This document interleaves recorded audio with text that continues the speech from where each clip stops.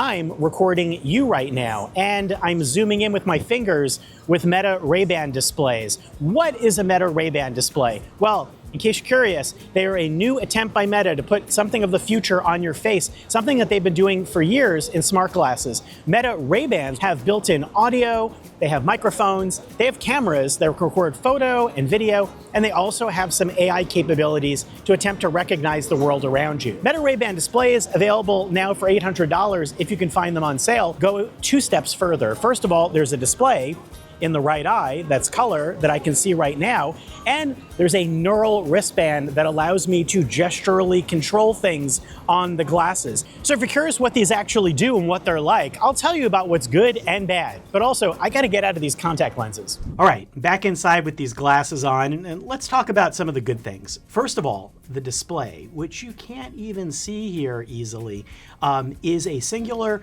monocular high-res display that looks nice indoors and outdoors because there's a transition sunglasses lens that comes standard with these. Wearing them around in the city, it always comes up and looks really readable. And that's interesting. What do you use that for? Well, that depends on the apps that could run on this thing. The other thing that's fascinating that goes hand in hand with that display is the neural band. Now, this is the wildest tech in all of this display glass stuff here. It's an included gesture wristband that uses electrodes on the inside and can tell various gestures by conductivity with motor neurons. So I could do this to scroll, I can do this to select, I can bring up the display by double tapping, I can adjust volume on the music that I'm playing by doing this.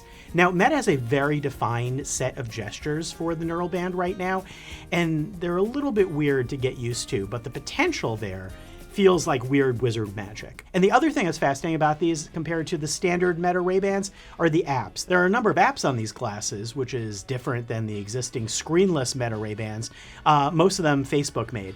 So there's Instagram, just for browsing messages, not for actual reels. Facebook Messenger, there's also WhatsApp on here. There's a way to actually look at the videos that you shoot and take photos and be able to zoom in digitally with your finger, which is wild and new and potentially very useful.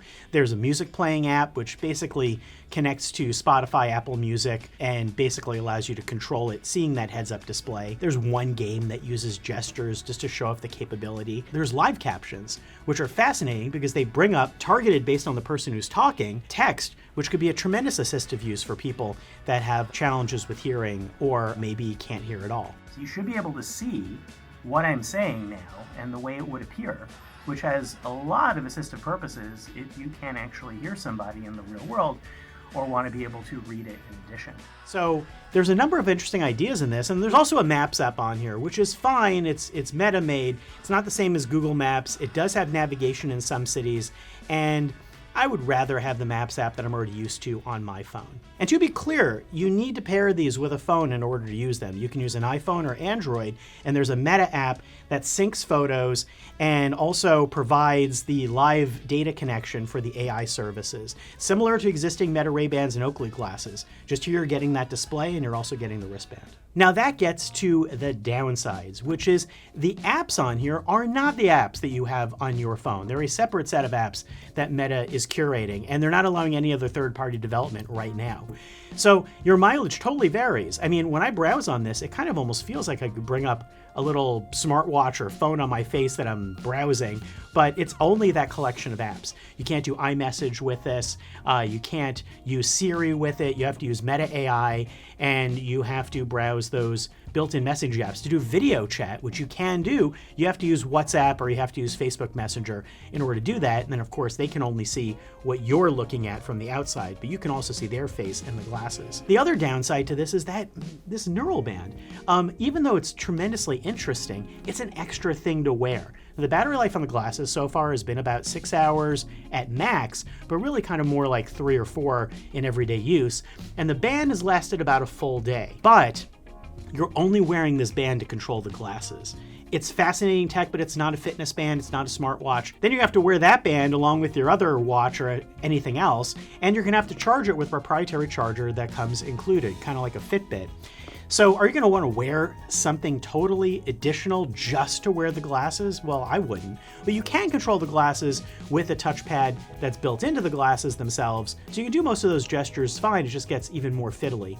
And those gestures, those little invocations aren't perfect. Sometimes they don't work, and then you might seem like a strange fumbling wizard when you're outdoors. And the other thing I'm not wild about is that they don't work with my eyes. Unfortunately, Meta Ray-Ban displays work with a very narrow set of prescription support. It's +4 to -4.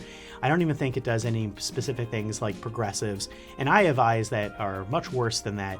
So I have to put in contacts to use these right now, which I'm doing because I really want to test them out.